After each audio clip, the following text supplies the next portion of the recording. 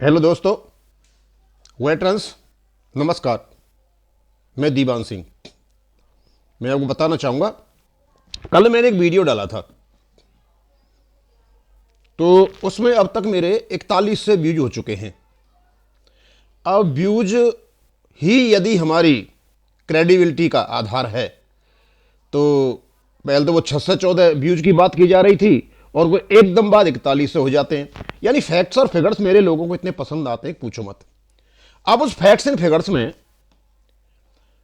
कुछ लोगों ने कहा कि दीवान सिंह जी, आप निष्पक्ष होकर के अपना निष्पक्ष मूल्यांकन करते रहें, आप किसी से डरे नहीं। कुछ लोग उसमें ऐसे कमेंट करते रहे।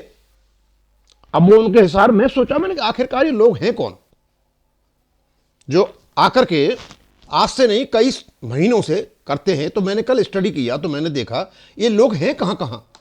तो मैंने जाके देखा, सुबह से शाम तक जिस चैनल पर झूठ बोली जाती है उसका वो समर्थन करते हैं और वहां प्रोत्साहन करते हैं और बड़ी बड़ी वाही वाही करते हैं।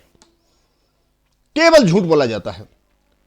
और वही लोग जाकर के एक चैनल और है, बताऊंगा उसको मैं, वहां जाकर के वो वाई वाई करते हैं। और जब मेरे पास जब ये आते हैं, अच्छी बातें होती हैं, फैक्ट्स एंड फिगर्स होते हैं, तो वहां आकर के डिस्करेज वाली बात करता है। मुझ पर तो कोई असर पड़ता नहीं है, मैं तो अपना चलता रहता हूं अपने हिसाब से ही।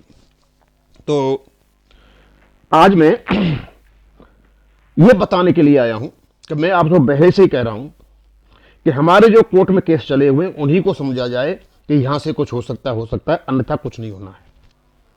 ये जितने भी एजिटेशन हो रहे हैं और जितने भी लोग बाहर निकले हुए हैं, इनका ओआरओपी से कोई लेना देना नहीं है। ना ये ओआरओपी का ज्ञापन दिया है और ना इनका कोई संबंध है ओआरओपी की ज्ञापन से। कल मैं एक वीडियो देख रहा था, चौहान साहब ने, सूबेदार चौहान साहब ने एक पार्टी खड़ी की है। पार्टी का नाम तो मैं शायद भूल गया, नहीं पता। और इन्होंने झारखंड के किसी सर्विंग, जो श्रीनगर में सर्व कर रहे हैं, ये भी बता रहे हैं वो श्रीनगर में सर्विस कर रहे हैं, करने वाले किसी हवलदार क्लर्क को सामने खड़े करके उसकी जो साथ कथा हुई थी उसको वो कहलवाते हैं। इसमें तो कोई शक नहीं है कि जो आदमी टेरर प्रोन एरिया में सर्विस करता हो और उसके परिवार के साथ ऐसा होता हो, उसकी मां को अपहरण कर लिया जाता हो और राज्य सरकार और प्रशासन उसमें कुछ भी नहीं करे।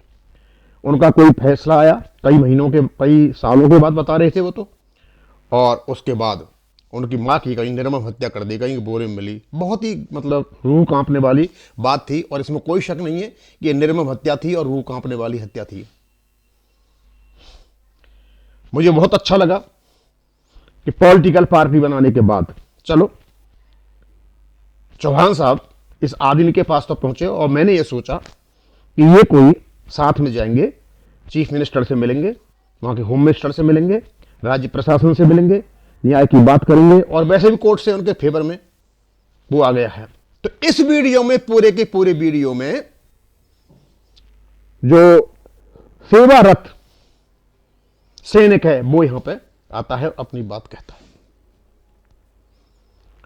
उसके बाद एक वीडियो और मैं देखता हूं उसी लड़के का। वहां पर कुछ हमारे पूर्व सैनिक बैठे हुए हैं, एक साधु के भेष में और एक सज्जन बैठे हुए हैं। वो कहते हैं कि मेरा भाई आर्मी में शहीद हुआ था। और ये पॉलिटिकल पार्टी के कार्यकर्ता हैं जो चौहान साहब ने बनाई हुई है। और मैं तो भाई अचंभित रह गया। एक सेवा करने वाले सोल्जर से सामने आकर अपना वक्तव्य दिलाते हैं जिसका उसको ऑथराइज नहीं है। इनको पता होना चाहिए कि जब तक आदमी सेवा में रहता है तब तक उसके फंडामेंटल राइट्स सस्पेंड रहते हैं। इवन सिविलियंस को भी fundamental right with in reasonable limits में अलाउड है, उससे बियॉन्ड नहीं है। लेकिन जो व्यक्ति को फंडामेंटल राइट्स है ही नहीं, article 19 freedom of speech and expression, army वालों को जो सर्विंग है उनको अलाउड नहीं है। आर्मी की सेवा से निवृत्त होने के बाद ही हमें मिलते हैं, लेकिन आर्मी की सर्विस में रहते हुए इस प्रकार का वक्तव्य देना, मुझे तो नहीं लगता कि ये आर्मी रूल आपको अलाउ करता है। एनीवे, आपने दिया, दबाव में आके दिया, अपनी मजबूरी में दिया, आपकी व्यथा के कारण दिया, अच्छा लगा। ये कहीं नहीं गए, न चीफ मिनिस्टर के पास गए, ना होम मिनिस्टर के पास गए, ना एसपी के पास गए, उसके बाद इन्होंने यहां इस पर पॉलिटिक्स खेली। और आज तक इतिहास में, पॉलिटिकल इतिहास में आज तक किसी भी पार्टी ने अदालत पर लांछन नहीं लगाया, क्योंकि वो कंटेम्प्ट ऑफ कोर्ट होता है। ये सीधे ही कहते हैं कि इस देश में कानून बिकता है। अब ये देश को बदलने चले हैं, और जो साधु के रूप में जो व्यक्ति होते हैं वो संविधान ही बदल रहे हैं, वो नया दंड विधान लेकर के आ रहे हैं। भाई मेरी समझ में नहीं आया कि एक आदमी जो दुखी है उसको तुम आगे करके अपनी पॉलिटिकल पार्टी लॉन्च कर रहे हो क्या? अरे करो खूब, कोई बात नहीं है, लेकिन जो सेवा रस लेने के उनको क्यों भड़का रहे हो? इनकी नौकरी जा सकती है, इनको परेशानी खड़ी हो सकती है। कानून से ऊपर कोई नहीं है, मोदी भी नहीं है, प्रधानमंत्री भी नहीं है, राहुल जी भी नहीं है, और जितने पॉलिटिकल लीडर वो भी नहीं है। कानून का मतलब किताबों में लिखा हुआ है, कानून अपना काम करेगा, कोई नहीं रोक सकता। अब मुझे तो डर है कि जैसे ही ये व्यक्ति अपनी यूनिट में जाएगा तो कोई कानूनी कार्रवाई शुरू हो जाएगी। अब आप हैं ये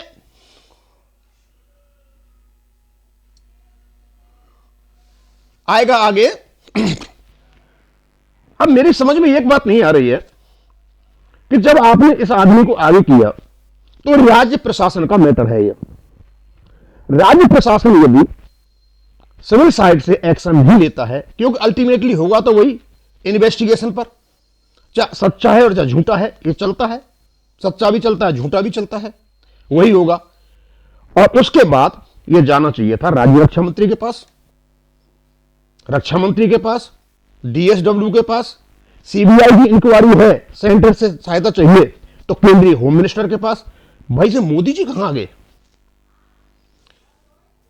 आर्मी शहीद के भाई को आया जबरदस्त, वही मोदी को देखते ही जवानों को आया गुस्सा। ये श्रीमान जी मोदी हेटर, ये वही पत्रकार हैं जिनके बारे में कुछ मैं चर्चा कर रहा था। ये मोदी से, ये कहीं ना कहीं देखे मोदी को खींच लाते हैं। भाई मोदी से इस घटना का क्या लेना देना है? खैर मैं आऊंगा बाद में। और उसके बाद बड़े जोर तोड़ से अपनी पार्टी को लॉन्च करते हैं इस व्यक्ति को आगे करके। भाई चौहान साहब, आपसे अनुरोध है, आप यहां खेलें, आप सूबेदार रहे हो, आपको खूब पता है कि आर्मी में सेवा करने वाले जवानों को ना भड़काएं, ये उनकी नौकरी का सवाल है। जब कानून अपना काम करेगा तो आप भी कुछ नहीं कर पाओगे सिवाय हल्ला मचाने के। आपको इस प्रकार नहीं करना चाहिए था। चलो यहां तक कर दिया, पहले वाले वीडियो में सिर्फ वही व्यक्ति आता है जो पीड़ित है, और आपको इसका उठाना चाहिए था कि आपने क्या किया क्या नहीं किया। आप केवल अपनी भाषणबाजी करके और जो कुछ आपने बोला, भाई मैं तो समझ नहीं पा रहा हूं। अदालत के खिलाफ तो आजकल कोई पॉलिटिकल पार्टी नहीं बोलती जो आप बोल रहे हो, और संविधान बदल दोगे आप, कोई नया संविधान लेकर के आओगे। ये भैया कोई वो आ रही है कि क्या नाम है, जो ये आईएसआई वाली प्रवृत्ति लेकर के आ रहे हो। उस देश में संविधान तो रहेगा, इसको कौन बदल सकता है? खैर आप बदल सकते हो, आप में जोर है इतना। मेरी समझ में एक बात बिल्कुल नहीं आ रही है कि भैया ये बातें कहां से आ गई। अब हम तो ओआरओपी के लिए इकट्ठे हुए थे ना, ओआरओपी के लिए चल रहे थे ना। हो सकता है आपको मेरे वीडियो बुरे लगे, लेकिन मैं सभी सेवारत सैनिकों से अनुरोध करना चाहूंगा, थोड़ा सा हमारी पॉलिटिक्स से बचें। यहां कुछ नहीं रखा है, ये अपने पैरों में कुल्हाड़ी स्वयं मार करके बैठे हुए हैं।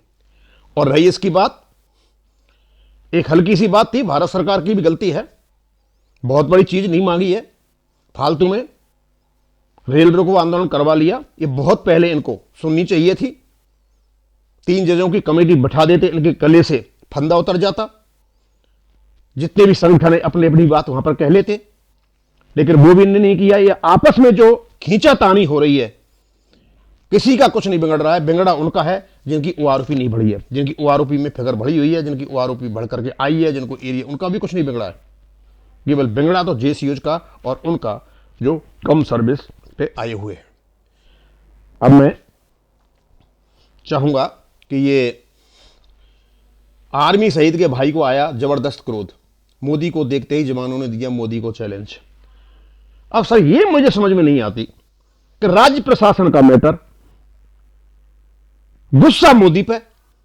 अरे मोदी थोड़ी जाएगा वही में करने के लिए, आप जाइए, आपको कुछ पता होगा। कुछ देर पहले ऐसा ही कोई केस, बहुत जबरदस्त केस हुआ था उत्तराखंड में, कैंटीन के बारे में। वहां लोग बहुत इकट्ठे हुए थे। हम जब वीर बहादुर के साथ थे, हमने कहा था वीर बहादुर जी आप जाएं और कोशिश करें मैटर को सुलझाएं। उन्होंने प्रशासन के साथ बैठ करके मैटर को सुलझाया था।